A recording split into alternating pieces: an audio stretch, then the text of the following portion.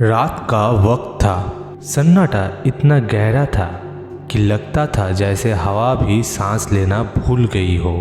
शहर के एक पुराने घर में अमित अकेला बैठा था। टेबल पर लैपटॉप खुला था, पर स्क्रीन पर कोई काम नहीं, सिर्फ उसकी आंखों में बेचैनी थी। अचानक दरवाजे पर नहीं, दीवार के अंदर से अमित का गला सूख गया। कौन है? उसकी आवाज़ खुद उससे ही अजनबी लगी, पर कोई जवाब नहीं आया। पर तब एक जाने पहचानी आवाज़ उसके कानों में घुस गई। बेटा, दरवाज़ा खोलो। अमित का शरीर कांप गया। ये आवाज़ उसकी माँ की थी। 12 साल पहले अमित एक मिडिल क्लास घर का लड़का था। उसके पिता का देहांत बचपन में ही हो गया था। घर में सिर्फ 2 लोग थे, अमित और उसकी माँ श्रद्धा देवी। श्रद्धा देवी एक सीधी सादी औरत थी। जिंदगी भर सिलाई का काम करके अपने बेटे को बड़ा किया। उसके लिए माँ सिर्फ माँ नहीं थी, भगवान थी। पर वक्त के साथ सब कुछ बदलने लगा। अमित शहर गया, नौकरी मिली, नए दोस्त बने, नई दुनिया देखी, और माँ गांव में अकेली रह गई। शुरू में फ़ोन आता था, रोज़ नहीं पर आता था। फिर हफ्ते में एक बार, फिर महीने में एक बार, और फिर बिल्कुल बंद। श्रद्धा देवी की तबीयत बिगड़ने लगी, हाथ कांपते थे, यादें कमज़ोर होती जा रही थी।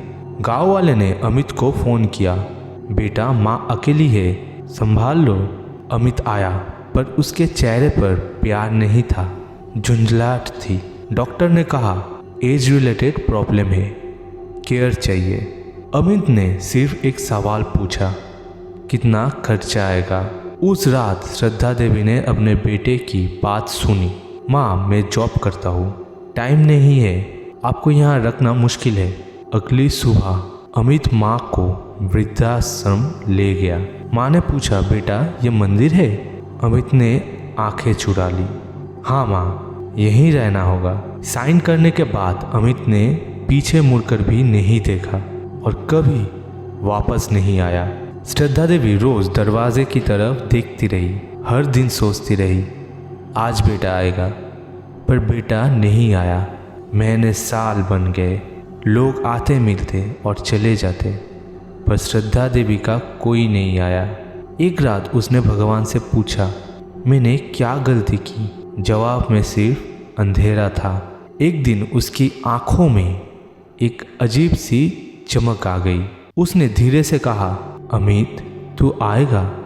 पर उसके चेहरे पर मुस्कान नहीं, बद्दुआ थी। श्रद्धा देवी की मौत एक ठंडी रात में हुई। कोई बेटा नहीं, कोई कंधा नहीं, सिर्फ एक वार्ड बॉय ने आखिरी बार मुंह ढका।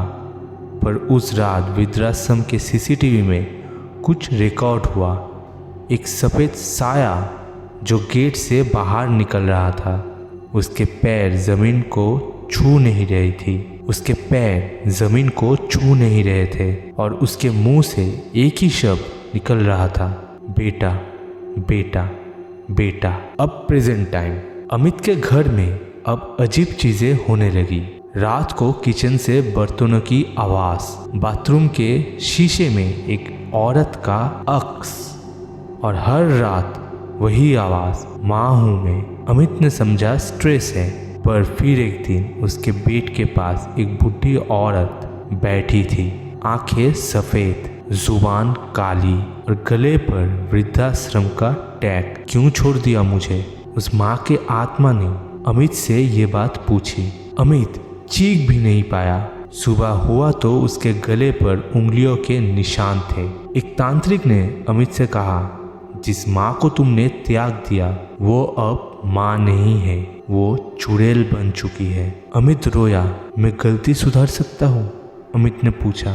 तांत्रिक ने सिर हिला दिया। माँ की बद्दुआ का कोई इलाज नहीं है, तांत्रिक ने अमित को बताया। उस रात अमित अकेला था।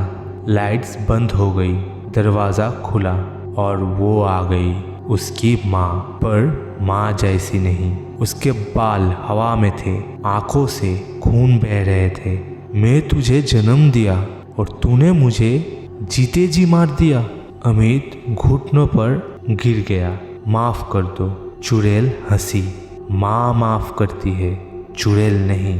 अगली सुबह पड़ोसी जब आए तो अमित की लाश छत से लटक रही थी और दीवार पर लिखा था खून से माँ को वृद्धाश्रम छोड़ने का अंजाम। कहते हैं आज भी उस घर के पास से गुजरते वक्त एक आवाज़ सुनाई देती है, बेटा माँ को भूलना पाप होता है। शायद आप इसे सिर्फ एक कहानी समझ रहे हो, लेकिन याद रखना, माँ को जीते जी छोड़ना मौत के बाद भी छोड़ना नहीं होता। जो माँ हर दर्द चुपचाप से लेती है, जब वही माँ टूट जाती है तो उसका प्यार बद्दुआ बन जाता है।